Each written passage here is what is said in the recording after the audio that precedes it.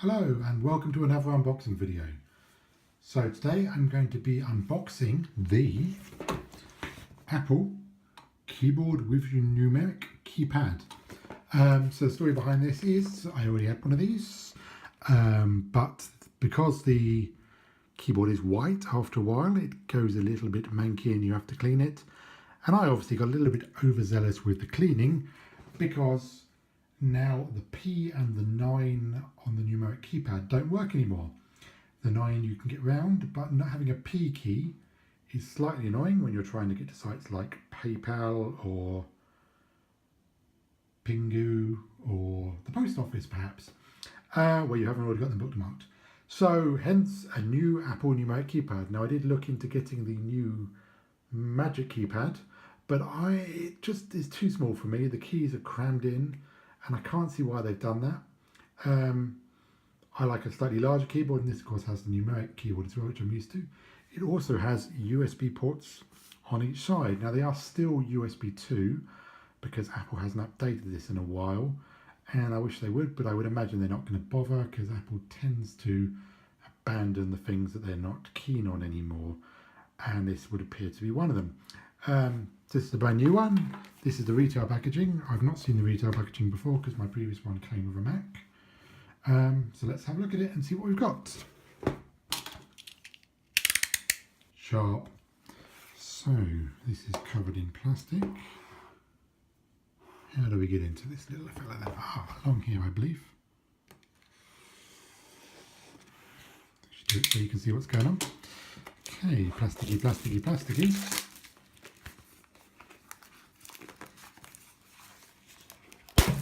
Bad plastic. There we are.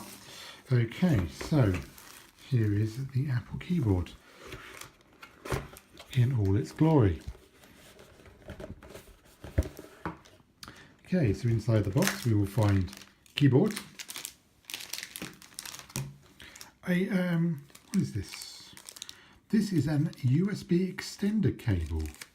That's interesting. So if you've got your computer further away, I would imagine that's only USB 2, otherwise it would be useful for other things. The cables, that's an interesting question. Is a cable only USB 1, 2 or 3, or is the cable just a cable and the hardware has the different speeds? I'm going to have to look into that. And then we have a instruction manual on how to use a keyboard. We won't be reading that. And then we have the keyboard itself. It's wrapped in plastic like Laura Palmer. Get that off. So, come on. Bad plastic. Okay, we have the standard Apple keyboard. So the wireless keyboard that I rejected would sort of finish sort of here. And then these still has these 4 keys, but they're squashed in right down here. And then everything else is squashed across. So you're not getting any of this. All these are missing as well. And these are the ones that are really useful. You page up, you page down, and you scroll up. So you're basically just getting that on the wireless keyboard. But because it needs to build in these, it's more squashed. So yeah, I'm not a fan of that. I do wish this had a backlight. You know, for the price is about £40. Also, the wireless keyboard is like £79, which is ridiculous.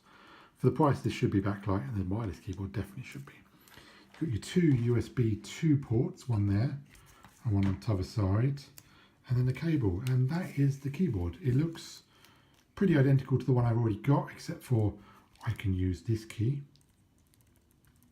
and that key. And I believe that one doesn't work as well, but these two you've got duplicates for, obviously.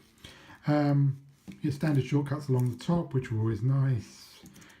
It's a nice keyboard, this. I really like this keyboard. I used to have a spare one that I used to use at work because I liked it so much, but now I don't.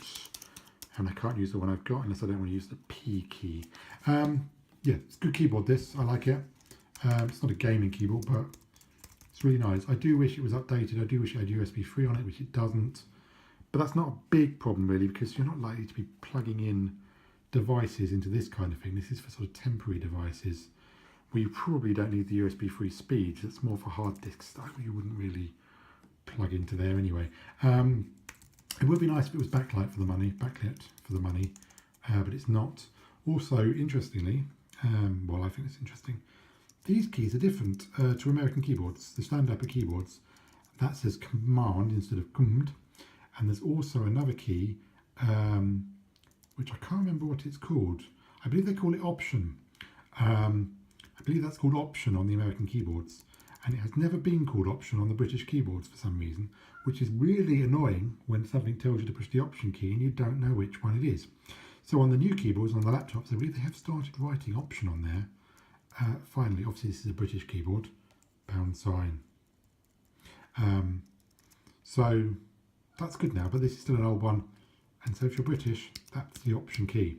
And that's the keyboard really, not much more to say. As always, if you've liked this video or whatever, you can leave a comment, that'd be great. Subscribe, click the little thumbs up. If you don't want to, you don't want to. And I will be back soon with some more unboxing videos. Thank you for watching.